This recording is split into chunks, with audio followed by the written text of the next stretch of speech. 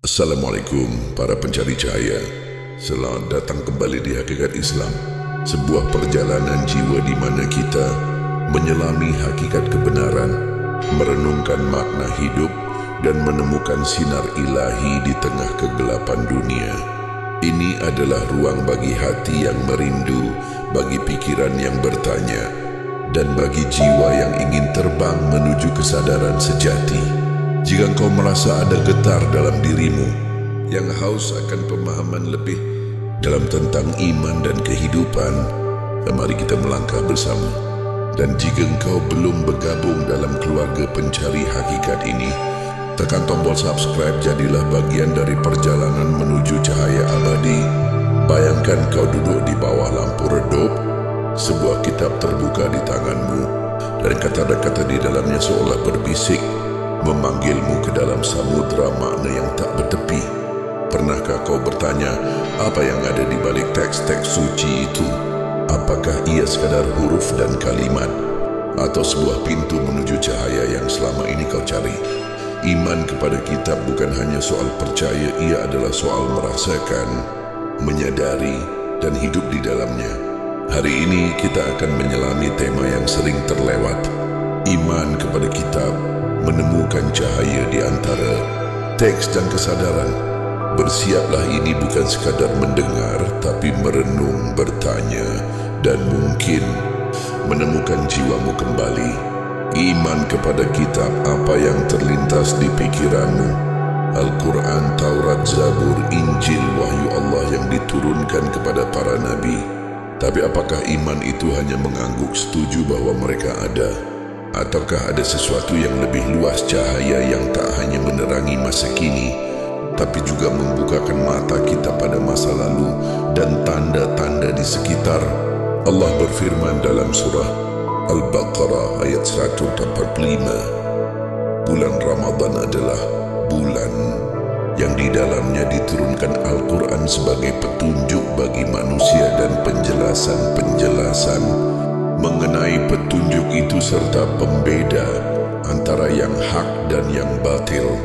Al-Quran dan kitab-kitab sebelumnya adalah lentera ilahi, tapi esensinya tak hanya pada teks, ia adalah cermin yang memantulkan masa lalu kita, kisah umat sebelum kita, dan tanda-tanda yang Allah tebarkan di alam ini. Rasulullah SAW bersabda dalam hadis riwayat Bukhari, sebaik-baik kalian adalah yang mempelajari Al-Quran dan mengajarkannya. Mengapa? Karena kitab itu bukan sekadar bacaan, ia adalah ilmu yang hidup, yang mengajakmu melihat ke belakang, pada kehancuran kaum Ad karena kesombongan, pada keajaiban laut yang terbelah untuk Musa, pada ketabahan Nuh di tengah banjir. Ini adalah pelajaran tanda bahwa apa yang terjadi dulu adalah peringatan untuk hari ini. Dari sains kita tahu bahwa alam menyimpan jejak masa lalu fosil, lapisan bumi, bahkan DNA kita menceritakan sejarah. Al-Quran selaras dengan ini. Dalam surah Fussilat ayat 53, Allah berfirman, kami akan memperlihatkan kepada mereka tanda-tanda kebesaran kami di ufuk alam semesta dan dalam diri mereka sendiri, sehingga jelaslah bagi mereka bahwa Al-Quran itu benar. Kitab itu mengajakmu membaca alam gempa, banjir, perubahan iklim bukan sekadar fenomena, tapi pesan dari Allah yang tercatat dalam teks suci. Di zaman teknologi ini kitab tetap relevan. Bayangkan Al-Quran sebagai database ilahi, kau bisa mencari jawaban atas kegelisahanmu lewat ayat-ayatnya, seperti kau mencari informasi di internet. Tapi bedanya, ia tak hanya memberi data, ia memberi makna, menghubungkanmu dengan masa lalu, dan membukakan kesadaran akan tanda-tanda di sekitarmu. Pernahkah kau bertanya, mengapa dunia hari ini penuh chaos? Kita bilang, lihat ke belakang, kaum yang lupa pada Allah selalu hancur. Apa yang kau lihat di sekitarmu sekarang, bukankah itu cerminan dari apa yang telah ditulis? Bayangkan kisah seorang pemuda di masa sahabat.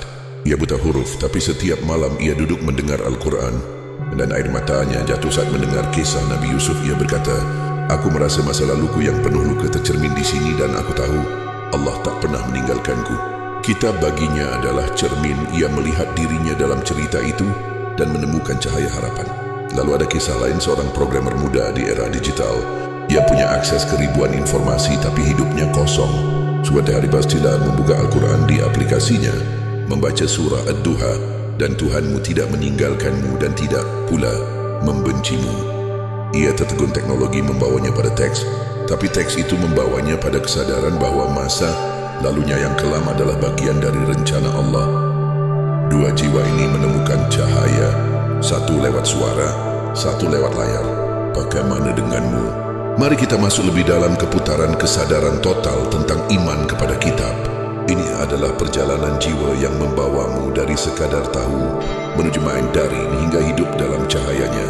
Pertama di kesadaran awal, kau tahu kitab itu ada. Surah Al-Isra ayat 9. Sesungguhnya Al-Quran ini memberikan petunjuk kepada jalan yang paling lurus. Tapi ini baru langkah pertama seperti menyalakan layar ponselmu. Kedua, kesadaran yang bertumbuh. Kau melihat masa lalu dan tanda-tanda di dalamnya. Dalam surah Ar-Rum ayat 9, Allah berfirman, tidakkah mereka bepergian di bumi lalu melihat bagaimana kesudahan orang-orang sebelum mereka? Tanda-tanda itu tersebar bagi kaum yang berpikir. Kitab itu seperti arsip digital. Allah ia merekam kehancuran kaum Samud, keajaiban di zaman Sulaiman, dan mengajakmu membaca tanda-tanda hari ini. Polusi, perang, dan teknologi yang jadi pisau bermata dua. Sains membuktikan alam punya pola dan kitab adalah kuncinya. Kesadaran total adalah saat kau menyatu dengan kitab itu. Rasulullah SAW bersabda dalam hadis riwayat Muslim, Al-Quran adalah hujjah bagimu atau atasmu. Ya bukan hanya teks, ia adalah algoritma ilahi yang menghubungkan masa lalu, masa kini dan masa depanmu. Teknologi membantumu. Dengan satu klik, kau bisa cari tafsir, dengar tilawah, atau pelajari kisah Nabi. Tapi tugasmu adalah merenung apa yang alam dan hidupmu ceritakan hari ini. Apakah kau melihat tanda-tanda itu sebagai kebetulan atau pesan yang kitab ingin kau pahami? Tanyakan pada dirimu. Jika kitab adalah cermin, apa yang kau lihat tentang masa lalumu? Jika ia adalah petunjuk, apa yang ia katakan tentang dunia di sekitarmu sekarang? Ini adalah ilmu hakikat. Kitab adalah jembatan yang menghubungkan teks, kesadaran, dan realita zamanmu. Imam Asy-Syafi'i berkata, Al-Quran adalah obat bagi hati yang sakit dan cahaya bagi jiwa yang gelap. Ali bin Abi Thalib berujar, barang siapa yang berteman dengan kitab Allah, ia tak akan pernah kesepian. Dan Rasulullah SAW bersabda dalam hadis riwayat Ahmad, Al-Quran adalah tali Allah yang kuat. Barang siapa berpegang padanya, ia selamat. Renungkan kitab adalah tali yang menghubungkanmu dengan Allah, masa lalu, dan tanda-tanda zaman. Bagaimana kita hidup dengan ini? Mulailah dari sini. Buka Al-Quran fisik atau di ponselmu, baca satu ayat seperti surah Ar-Rahman ayat 122. Allah yang Maha Pengasih yang telah mengajarkan Al-Quran. Tanyakan, apa pesan ini untukku hari ini? Gunakan teknologi, dengar tilawah di aplikasi, cari tafsir online, dan lihat bagaimana ayat itu relevan dengan hidupmu. Saat kau melihat berita tentang bencana atau kemajuan zaman, buka kitab, cari kisah serupa di masa lalu, seperti banjir Nuh atau keajaiban Sulaiman.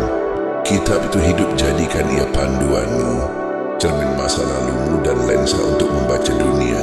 Jadi iman kepada kitab menemukan cahaya di antara teks dan kesadaran adalah panggilan untuk hidup dengan mata terbuka.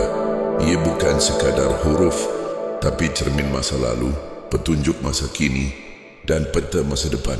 Di zaman teknologi ini, kitab tetap relevan. Ia bicara padamu lewat tanda-tanda alam, lewat kisah-kisahnya, dan lewat getar di hatimu. Jadikan ia tali yang kau pegang erat, dan kau tak akan pernah tersesat. Terima kasih telah menemaniku dalam renungan ini. Jika kau merasa ada sinar yang menyelinap ke hatimu, mari sebarkan kebaikan ini, share video ini kepada mereka yang kau sayangi. Dan jangan lupa tekan tombol subscribe bersama kita terus menyelami hakikat hidup. Sampai jumpa di perjalanan berikutnya. Wassalamualaikum warahmatullahi wabarakatuh.